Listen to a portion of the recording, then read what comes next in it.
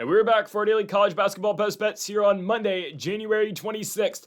No longer are there only 4 games to choose from, as yesterday, again, one of our games gets canceled. We have a full slate of college basketball today, some big time matchups, and it doesn't get bigger than the final game of the night on ESPN, Arizona versus BYU, one of the biggest games of the year in Provo. Again, we know BYU's good. We're going to find out just how good they are against potentially the best team in the country, one of 3 undefeated teams left in the country with the Arizona Wildcats. We will have a best bet for that game. Again, really excited for today's slate of college basketball. Yesterday, again, we were just completely handcuffed to the games that we were given. Did we do that well with them? No, it is what it is. You know, Mercyhurst goes up by 8 or 9 at one point in the second half, and then just allows the 2-25 Chicago State Cougars back in that basketball game. Whatever. You know, it is what it is. Better day today. I can almost guarantee it. Let's move on now to the first of our 5 best bets. And folks, before we get into the video, make sure to hit that subscribe button down below for some more daily college basketball best bets. And oh, by the way, how about Wisconsin? How about Wisconsin going up by like 15 points and immediately letting USC go on a 12-0 run where the Trojans win the game in Madison? All right, it is what it is. Again, hit that subscribe button down below for some more daily college basketball best bets. Later today, we're going to have our daily NBA best bets out as well. There's some early games today in the association, so we will have bets for that early game between the Pacers and the Hawks, and as well for the Hornets and the 76ers. Also on the channel, on Greedo Plays MMA, our UFC 325 predictions from Australia this week. Back-to-back pay-per-views for the UFC. Alexander Volkanovski defends the featherweight championship against Diego Lopez in a rematch. Our full predictions for that card are linked in the description down below over on Greedo Plays MMA.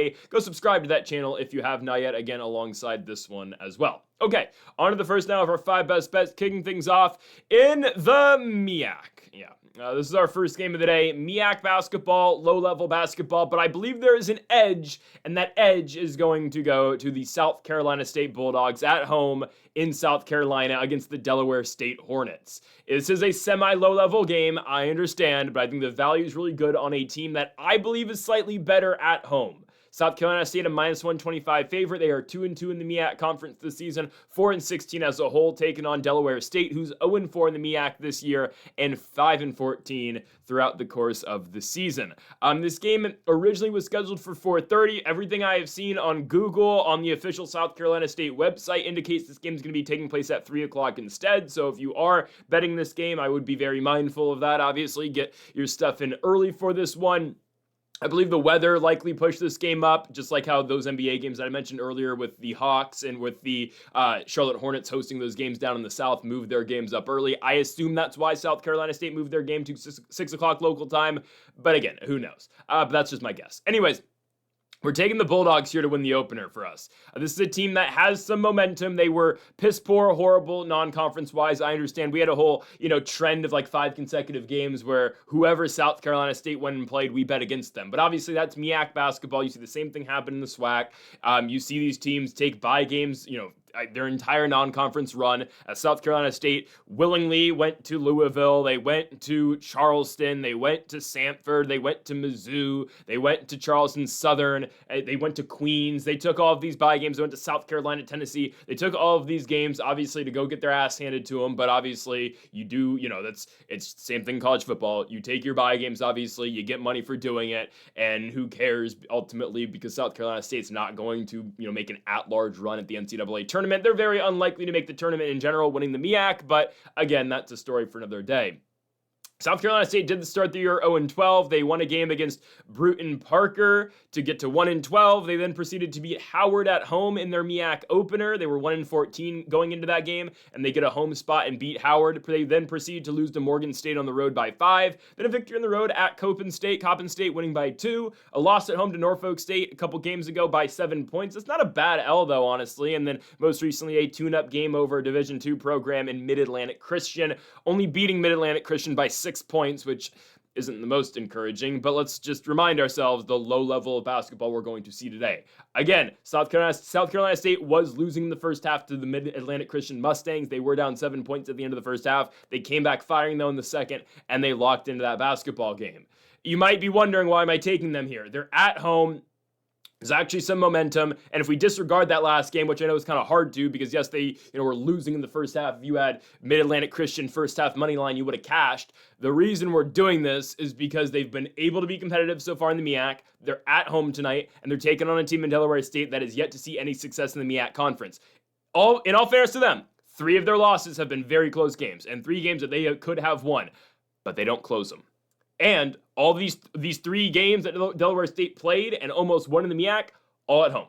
They lost a 2-point game to Coppin State, they lost a 2-point game to Norfolk State, and they lost a 1-point game to Morgan State. All of these games are at home.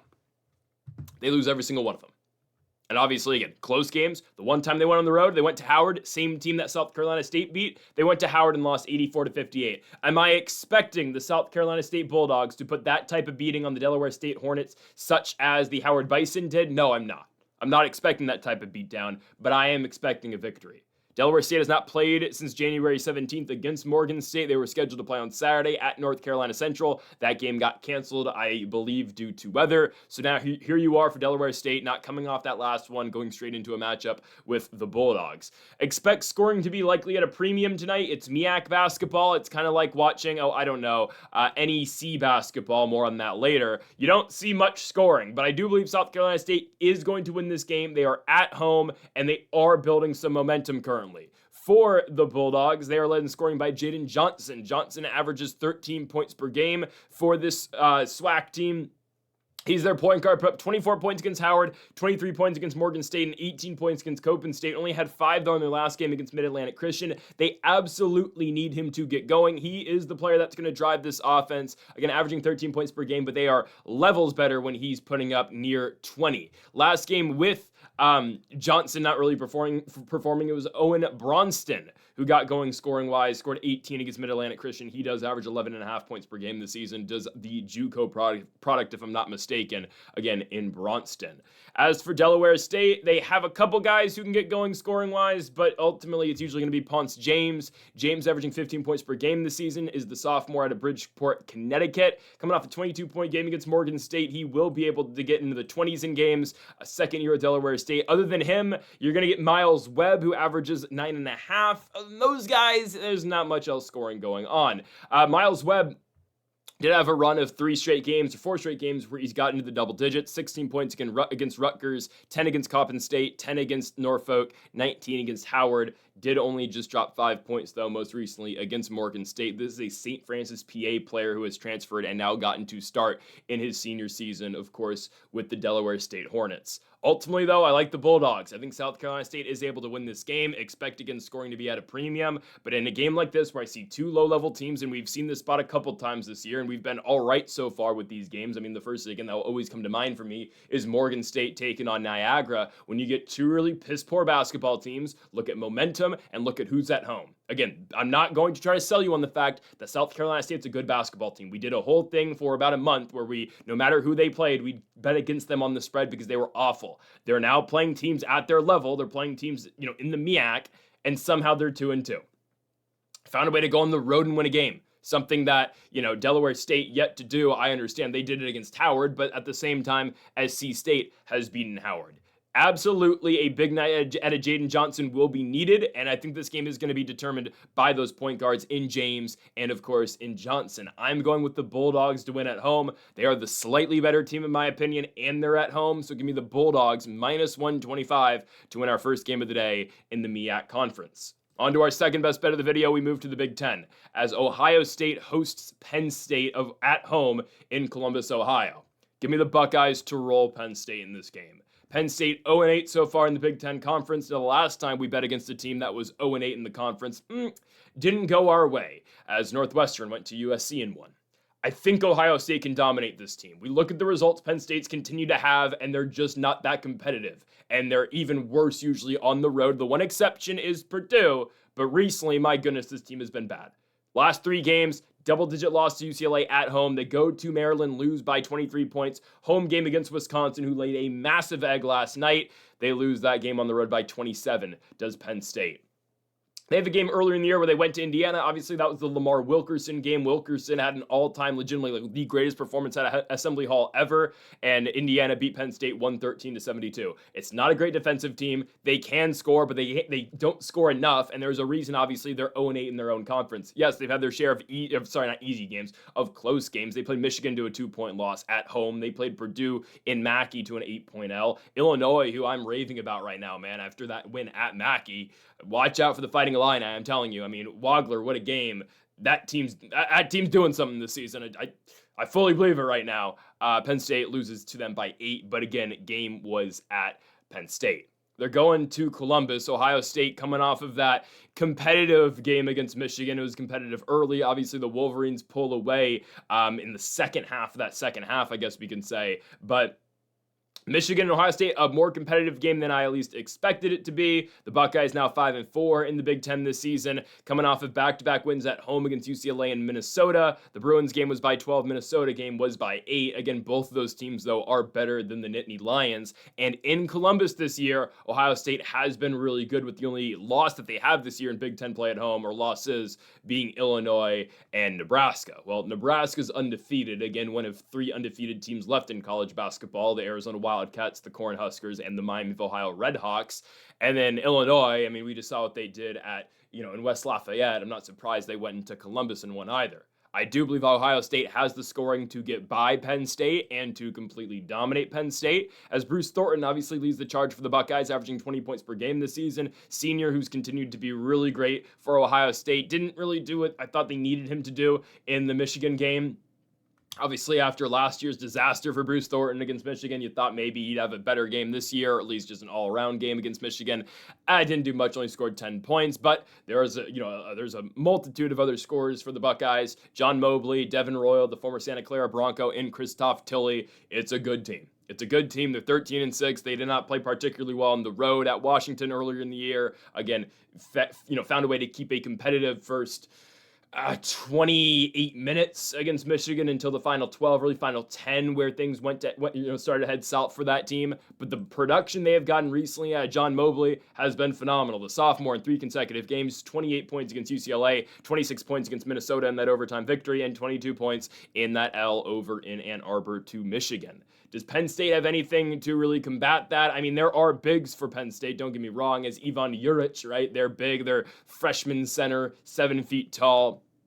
And there is going to be, somewhat of a presence down low, obviously. Not talking specifically about John Mobley, I'm talking about Christoph Tilley and the ability to drive the basket, obviously. But we shall see. Again, because Ohio State, they are going to drive. Obviously, you're going to get 3-point shooting out of Mobley, but you look at a player like Bruce Thornton, who is going to try to attack the basket. He has not been a hot 3-point shooter as of late, and obviously, again, you have other bigs like Christoph Tilley who can get it done down low, and as well as Devin Royal, who again is going to get most of his buckets in the paint for the most part. Again, these guys all shoot threes, but the way some of these guys have been shooting, Devin Royal, Bruce Thornton, yeah, you're probably going to see an inside attack for this squad. Obviously, again, John Mobley has been phenomenal, and his 3-point game has been great.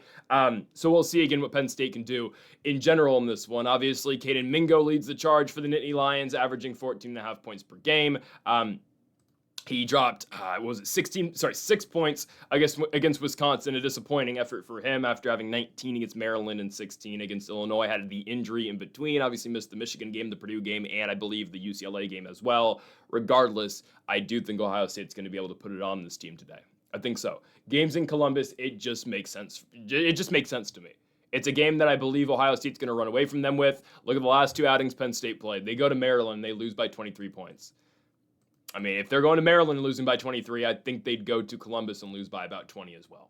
Maryland's all right, but I mean, I think Ohio State's better than that team. I would hope. If the game was in Maryland, I don't know, but I mean, there's a reason the Terrapins are, I think, 1-8. Yeah, they're 1-8 in the Big Ten, right? I would hope Ohio State can beat Penn State by the margin that Maryland just did. Again, that was 0-8 versus 0-8 in the conference, or 0-7 versus 0-7, and obviously the Terrapins found a way to win. And then obviously when Penn State goes and plays Wisconsin, same thing. You lose by 27 points on your own home court. Ohio State just needs to take advantage of the fact that this is a piss-poor basketball team right now. They're struggling to find scoring. And Ohio State, I mean, again, Bruce Thornton, it has been a little up and, I can't even say he's been up and down. He's been good this year, except for the Michigan game. The production they're getting out of John Mobley. You got the big play as well, Tilley, Royal, Bynum. Come on. I don't think this game's all that close. This is one that Ohio State should be able to run away from. We have 12 points here for the Buckeyes to cover. I'm seeing minus 12, minus 12 and a half. We're just going to go minus 12 here for Ohio State. This should be a dominant performance, at least I would hope, for the Buckeyes tonight. And that, again, that's where we're going to be going at home in Columbus. Give me Ohio State minus 12 to beat and cover against the Penn State Nittany Lions. On to our third best bet of the video. Let's go to the SWAC conference, as we've got the Jackson State Tigers going on the road to Tallahassee, Florida, to take on the Florida A&M Rattlers. Give me the Rattlers at home to cover 5.5.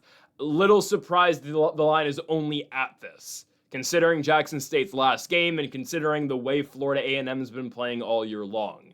Again, a little surprised. I know Florida A&M's not going to, for the most part, usually drop 80 plus on your head, but did we watch how Jackson State just played against Bethune-Cookman? Bethune-Cookman, good team. Top of the table, obviously, in the SWAC, alongside Florida A&M. They played into a competitive game earlier in the year, one that the Wildcats of Bethune-Cookman won by 4 points. Florida A&M, though, by the way, has not lost a game since that game against Bethune-Cookman. Anyways, Jackson State, who was 4-1 in the SWAC, taking on 4-1 Bethune-Cookman just a couple days ago, Jackson State rolls into Daytona Beach and loses the game 85-48. It's not competitive. If Bethune-Cookman's able to do that, I'd assume Florida A&M's just able to win by 6. I'm not going to say that they're going to beat, Jackson State by 37 points, like, of course, Bethune-Cookman did. But I do believe momentum's a real thing. Florida A&M has played good basketball this season. They were sneaky good last year. They're just one of those dangerous teams you didn't want to see in the SWAC. This year, they legitimately are a top team. I would say, yes, Bethune-Cookman's by far the favorite, in my opinion, the team that if I had to pick a SWAC champion to go into the first four, likely, definitely the first four, I'm taking the Bethune-Cookman Wildcats. But Florida A&M right now is number 2. If Florida A&M, since losing that competitive game at Bethune-Cookman at Daytona Beach, they meet again, by the way, final regular season game of the year on March 5th. A&M after that, the Rattlers, beat Southern by 8 points, beat Grambling by 7 points, go to Arkansas, Pine Bluff and win, go to Mississippi Valley State and win, that's not that difficult, but whatever, and beat Alcorn State at home by 8 points. I mean, they just beat Alcorn by 8. That's kind of what we need in this one. I know Alcorn's not a great team, but I mean, we're watching the way Jackson State just played. They could not shoot the basketball. They shot 25% from the field in a 40-minute basketball game. Most of their points came from either the free throw line or the three-point line. They could not hit a 2-point shot to save their lives in that game. And again, they just lost a SWAC game by 37 points. Usually, that's reserved for the Mississippi Valley State Delta Devils. Nope, Jackson State, who again was somewhat competent prior to the Bethune-Cookman game, allowed them to do that. And another thing, Jackson State doesn't really score. Doesn't play defense. They do score. They don't really play defense. 91 points they scored against Alabama A&M against the Bulldogs on the road. You think that'd be enough? Nope. They gave up 100. Road games so far for Jackson State and the SWAC have not been kind to them. They did go to Alabama State and beat the Hornets, but then after that, again, giving up 100 and losing to the Alabama A&M Bulldogs, and that most recent matchup in Daytona Beach, Florida, at Daytona Beach, Florida, losing again by 37 to Bethune-Cookman. At home, they've been okay. 4-point victory over Prairie View A&M, 3-point win over Alcorn State, a 5-point win over Texas Southern. But on the road, this team has been atrocious. I don't want to get too far into non-con play because, again, I just don't feel like it matters for SWAC teams, especially, again, in Jackson State's case. Because, again, SWAC teams go take their beatings just like the MEAC. They take their bye games. If it is important, though, Jackson State did give up 100 points 5 times in non-conference play. They are Illinois, Louisville, Arkansas, TCU, and Auburn. And then actually a 6th if you're including, obviously, their conference loss to Alabama A&M.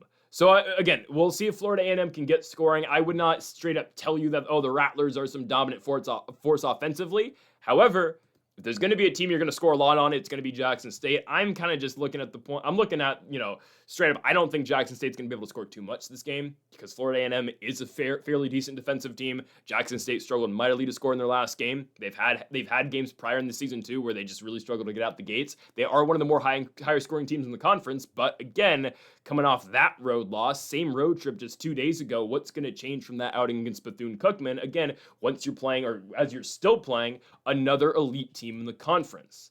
Deshaun Ruffin's done a lot of scoring for Jackson State this season. I'd argue he does all of their scoring for the Tigers this year. He's averaging 19.5 points per game, but had 36 against Alabama State. He had 39 against Alabama A&M, was held to only 19 points against Bethune-Cookman. Obviously, that was still the team's leading scorer in that game because the rest of the team scored, 29 points.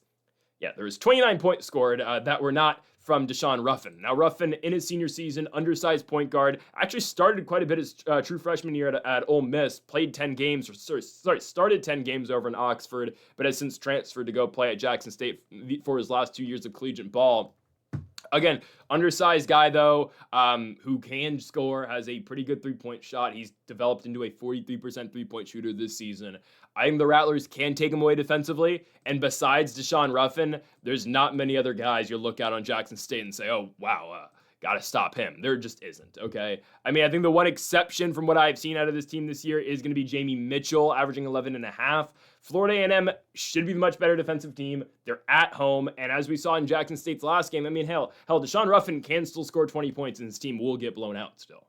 You know, he's going to take anywhere from 15 to 35 shots per game. That's just how they roll. That's just how they play. I think Florida A&M can take that away defensively, and I think they should be good enough to win this basketball game. As for the Rattlers, they're led in scoring by Jaquan Sanders. Sanders averaging 13.5 points per game this season, but has been playing fairly well in the SWAC. How about 24 points against Grambling, 18 against Arkansas Pine Bluff. This is another senior, 6'4" point guard for the Rattlers. We'll play the twosome as well. Played at Seton Hall last year at Hofstra, now obviously his senior year with the Rattlers of Florida A&M. And Tyler Shirley has played well this year too, senior out of Atlanta, Georgia. He's very, from what I've seen, again, very athletic player.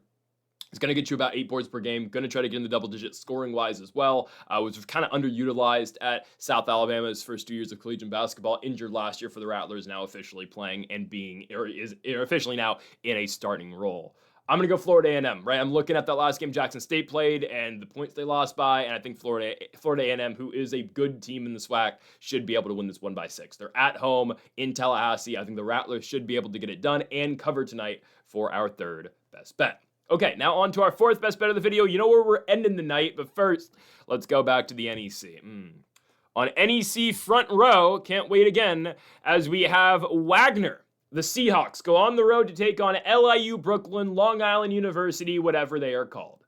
Okay, NEC basketball.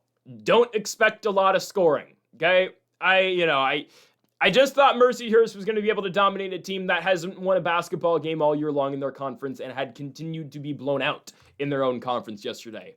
Obviously, I was wrong, as Chicago State was up at halftime, and I thought, oh, okay, well, second half outburst for Mercyhurst was looking good, and it was, until it wasn't. Anyways, we're back in the NEC today. We're playing on Long Island for LIU and Wagner. I'm going with Wagner plus 10.5. Wagner doesn't get blown out. Every game that they play is competitive, and yes, I understand LIU is the best team in the conference. Okay, we went over the hierarchy of the NEC the other day. It's LIU, then Lemoyne, then probably still Mercyhurst, and then everybody else. Central Connecticut, and then everybody else. LIU's good, but are they really dominant? They win, but do they blow anybody out? The answer to that question is no. They haven't beaten anybody so far in their own conference by more than 11 points, or more than 10 points, other than Chicago State, who they beat by 19, but obviously that's expected. And you know what? It's what I was expecting Mercyhurst to be able to do. I don't know, just beat the worst team in your conference by more than 9 points, just beat them by double digits. That's neither here or there. LIU's been really good this year in their conference. Don't get me wrong. Central Connecticut victory at home, 6-point win though. Mercyhurst Lakers victory at home, 2 points. St. Francis victory at home, 4 points. The road games, Stonehill, FDU, Chicago State. But even in these games too, I mean, they're going to FDU winning by 7. Stonehill game, they're going there and beating them by 3. Again, they don't blow anybody out. And that's just how the NEC plays. They're not these are, not fast-paced games. These are teams that struggle to score, teams that are going to use the full shot clock every single time they dribble the ball down the court. These are teams that take their time to get into their sets, take their time to get into plays, and get things going at least offensively. I don't think we see that many points. To the fact where LIU is able to get away from this team by 10.5. I mean, look at every single game Wagner's played so far in the conference. They have covered this line in every game that they have played. And you can say, oh, well, they haven't played LIU yet. That's fair. They played Lemoyne. They just went to Lemoyne, lost by 2 points. Again, LIU's better than Lemoyne, you'd think, but again, record-wise, the Sharks are better. Lemoyne just beat Long Island the other day by 6 points. So Wagner, every single game they've played so far in the NEC, 7-point win at Chicago State. Again, Wagner on the road beat Chicago State more than Mercyhurst did. That's cool. That's fine. Wagner then plays Stonehill at home. They lose by 9. That's their biggest loss of the year in the conference. St. Francis game at home, lose by 2. Mercyhurst game at home, lose by 1. At New Haven, the Chargers lose by 6. FDU game on the road, lose by 7. Lemoyne game on the road, just recently, lost by 2 points. It's just how the NEC functions. Every game is usually really competitive, other than, obviously, Chicago State. These games are always close. So why wouldn't this one be close either? Again, LIU, am I denying they're the best team in the conference? No, they're the best team. They're the best team in the conference. And I don't know how much you want me to talk about the NEC in terms of their tournament and whoever gets the honor of getting to play Michigan or Arizona in the first round of the tournament, because likely the NEC, I think, will skip the first 4, but whatever. Depends who it is. The NEC, if I'm not mistaken still, I know it was last year, I believe it still has to be, it's home court through the conference tournament, and they take a while to get through their tournament. It's only the top 8, I believe it is, unless they made changes to it, but last year was top 8, and obviously it's just home court through and through, and even the final game isn't on a neutral site. So, winning in the regular season obviously is very important, but what I was getting to here is anyone can win the NEC conference in the tournament. And you can say that about any tournament, any conference tournament, I understand. But especially this one. Yes, you're still playing home games, and Long Island obviously is still looking to secure home court advantage throughout the NEC tournament and obviously punch their ticket back to the NCAA tournament. Well, that's fine and all, obviously, right? Because this team last year, actually, they lost St. Francis, obviously, in the championship game last year. I believe that had been the championship game last year. Anyways, or no, Central Connecticut made the championship, my goodness. Anyways, because St. Francis obviously then lost in the first 4 to Alabama State. Anyways, that's how the NEC works, though. I mean, look at last year. LIU, best team in the conference. Okay, they lose to an 8-8 St. Francis team in the second round. St. Francis goes to Long Island and beats that team. So that's just my point about the NEC. Anybody can really beat anybody. Hell, yesterday I know Chicago State didn't pull off the victory against the Lakers, but they were competitive. They were winning at the end of the first half. They obviously came back and almost took it in the end. So that's just my point. NEC basketball, usually really close games. I like my odds and I like my chances taking an NEC game where the line is 10.5 points. I'm more than willing to risk it on this. And again, everything that we've seen so far this year indicates to us that Wagner should be competitive in this game. Because every game they have played, and also every game LIU has played this year, again, shows us that this one should be within the single digits. Wagner led in scoring by Nick Jones, junior guard for this team, dropped 20 points, exactly 20 points in 3 consecutive games after just dropping 13 in his last one against Lemoyne. Averages 15 points per game, believe he's a JUCO product. LIU led in scoring by Jamal Fuller. Fuller averages 16 points per game. Malachi Davis averages 16, and Greg Gordon averages 16. You might wonder, why doesn't this team score 80 points per game? These are the only 3 players who score. 3 seniors, they all get it done, but again, they don't really get much production elsewhere. Jamal Fuller has been great. Second year at LIU, averaged 12.5 last year, obviously now averaging 16. Malachi Davis was the guy at LIU last year, averaging 18, former Arizona State product. Now, obviously, he's averaging 15.5. And then there's Greg Gordon, who was monstrous in his first year in collegiate basketball over New Rochelle playing for Iona, then went to UAB, didn't get any production, now averaging 15 for the Sharks. Again, they've got players, but it's just these 3 guys. I think we're okay here with Wagner. Again, it's a low scoring affair in the NEC. You can look at those points per game for the Sharks. Again, those are the only 3 guys that are going to score all game long. Wagner's going to find production beyond Nick Jones. Again, how much will that production be and how great will that production be? No promises on that. I can't promise you anything. But I do believe Wagner can be competitive enough tonight. And again, they have not lost by more than 10 points all year long in the NEC. And Long Island hasn't won a game by more than 10 points all year long in the NEC. Again, with the one exception being Chicago State. So I'm going to go Wagner on the road plus 10.5 to cover at LIU. Final game of the day, and it's so far one of the best games we're going to get all year long. There's going to be a better one coming up, and in all fairness, it's more of a player matchup we're going to get fairly soon, but BYU Arizona. Obviously, I was talking about BYU Kansas, DeBonsta versus Peterson, but tonight we get Arizona going to Provo, to the Marriott Center, and playing the Brigham Young Cougars. This is a phenomenal basketball game. And you know this is going to be something when the cheapest ticket to get in the building is $200 tonight. Yeah, it tells us this place is going to be jam-packed. This is going to be a big-time environment. BYU gets big crowds, right? And BYU's got a pretty solid fan base, and especially after they started spending money with, obviously, both their football and basketball programs, but especially their basketball program. Yeah, people show up. And obviously, BYU has built themselves into a top 10 program. I know they're ranked 13th currently, but they're going to be a top 10 program year in and year out. They established that, obviously, by bringing in the best player in college basketball. It's, again, him or Darren Peterson. Obviously, though, I'm talking about A.J. Debonsta. Debonsta is an athletic freak, averaging 24 points per game, and this is truly his first massive performance in front of the national television audience. I know you can say the UConn game. Okay, guys, college basketball now is officially going, though. And that sounds like a kind of a crazy statement to say, but usually every single year, and the way I see it too, people don't start paying attention to college basketball. Okay, there's multiple windows, but the window, obviously, where people start paying attention to college basketball is obviously March Madness. But it's either you start watching, there's really three points in the year when you start watching college basketball, and it's pretty simple, okay? Because I'll say this too, out of experience and throughout my life, I've been one at every single stage, okay? Recently, obviously, I've been, opening night, November 3rd usually. November 2nd, November 3rd, November 1st, November 4th. Beginning of November. That's either when you start watching college basketball there. That means, again, you watch the entire season. Then it's usually today. Day after the AFC and NFC championship game.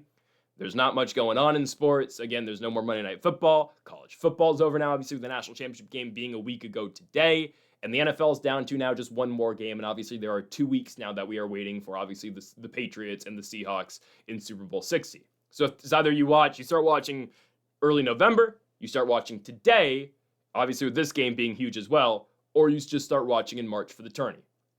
So this is a massive spot for Debonsta. Because also think about this too, right? All the talk shows, SportsCenter, all of these, SportsCenter, Bleacher Report, FS1. Now you have to talk about college basketball. And if there's a game on prime time at 6 o'clock between the potential number 1 overall pick in the draft versus the number 1 team currently in the country, who, oh, by the way, is undefeated, yeah, everyone has to talk about it.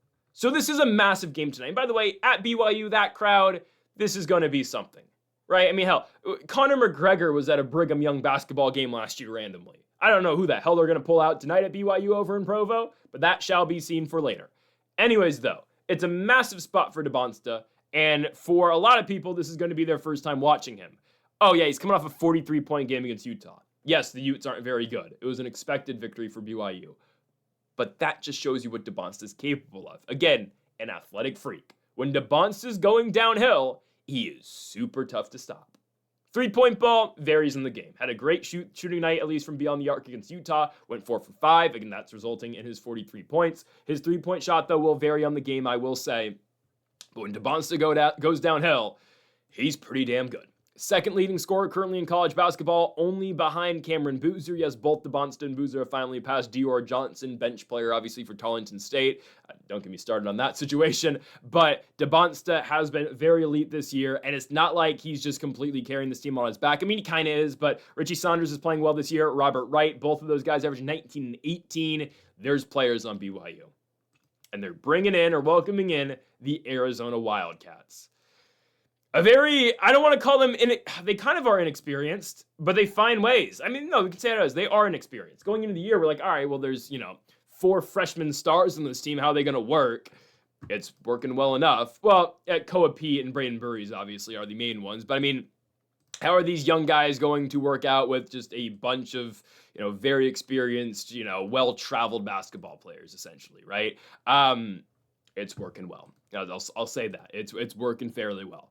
Again, Pete and Burries are going to get a lot of the attention. Burries averaging 14.5, true freshman. Koa Pete averaging 15 as a true freshman. Obviously, you're going to get production out of Jaden Bradley, former Alabama Crimson Tide. Obviously, now been with Arizona for a while. Their Lithuanian center, Kryvas, third year at Arizona, he's been huge. Anthony Del Orso hasn't been, a consistent force for this team, but Del Orso will have his nights. Former Campbell fighting Camel. He can hit a big shot when you need him to. I'll say that. I know he hasn't been a consistent, scorer for Arizona, but just watch out for Del Orso. He's going to hit a big shot when you don't really expect him to. So again, how is Arizona going to fare? I like how I threw in, by the way, 3 freshmen. I threw in Bryce James. That was slightly a joke. But anyways, Arizona's undefeated for a reason. They're 20-0. They're 7-0 in the conference. They're beatable, though. They're really beatable. Again, they're playing really well. Obviously, they have not played a ranked team so far in the Big 12. And there's not many ranked teams in the Big 12 currently, but they just haven't ran into one yet. They haven't ran into Brigham Young. They haven't ran into Texas Tech. They haven't ran into Houston. They haven't ran into Kansas. And they haven't ran into Iowa State. Actually, that's quite a bit of ranked teams. They just haven't ran into a big game yet in the conference. And yeah, they've won big games already this year. They beat Florida. They beat UCLA. They beat UConn. They beat Bama. None of those are conference games where it just is different. All these, I can't say all these freshmen. It's just two. It's Koa Pete and Braden Burries. They haven't played a big conference game yet. And not just any big conference game, one on the road. They're going to Provo. And sure, you can say, well, DeBonsta hasn't played a big-time game yet as well. I mean, he played Tech. He went to Lubbock. They lost. Sure. It's just different. They're at home now. I'm going BYU tonight. Easily, I'm going Brigham Young. I love the plus money here, guys. If you don't think this crowd's going to be going, it will be. Arizona, by the way, too, they are a good team. They have to lose eventually. This is not a team that I'm thinking. This team's not going to go 35-0. Obviously, they're not going to. Now, Miami of Ohio, maybe. Anyways, they're going to lose a game eventually. It's going to happen tonight. I mean, it's either tonight or they're going to lose in Kansas on February 9th. I think it's tonight, though. I think BYU really brings it to them early. I think DeBonsta is going to have a massive game. And once you start keying in on DeBonsta, then you kind of forget that, Richie Saunders, who is very experienced, fourth-year player, all of which at Brigham Young, he's averaging 19 points per game this year. Averaged 17 last year, but he's been even better this season. And then, there's Robert Wright, too, who averages 18, just put up 28 in Lubbock against Texas Tech, 21 against the Utah Utes. It's a good team. It's a really good team. I think BYU takes it. This is everything they envisioned in the offseason. This is everything they envisioned since A.J. DeBonsta signed his letter of intent or whatever, his commitment letter, live on First Take all those years ago. Actually, that was just last year, but still, that's everything that they envisioned. It was a game like this, at home against the number one team in the country, undefeated number one team in the country. Brigham Young's winning this basketball game. Just think about it, too. It's on ESPN. This is the next wave of people starting to watch college basketball again. It just makes sense for BYU to win, and they have the talent to do so as well. I'm going Brigham Young at home. By the way, last big-time spot Arizona went on the road and played. Is it not just the UConn? I forgot the UConn game. UCLA is the one that I keep thinking about, though, where UCLA should have beaten Arizona. They had so many opportunities to win it, and they just could not hit a shot down the stretch. So again, they are beatable, and I believe that Brigham Young and A.J. DeBonsta, they will do it tonight. Give me the Brigham Young Cougars to win. Biggest game of the year so far, in my opinion. Conference game, non-conference, it doesn't matter. Biggest game of the year, in my opinion. Plus 115 for the Brigham Young Cougars winning at home against the Arizona Wildcats. Folks, thank you all for watching our college basketball best bets here on January 26th. If you have not yet, though, make sure to hit that subscribe button down below for more. Make sure to leave a like if you did enjoy the video. Make sure to comment if you did disagree with any of the picks. We'll be back tomorrow for more daily college basketball best bets and later today for our NBA best bets as well. Folks, thank you all for watching, and Mamba forever.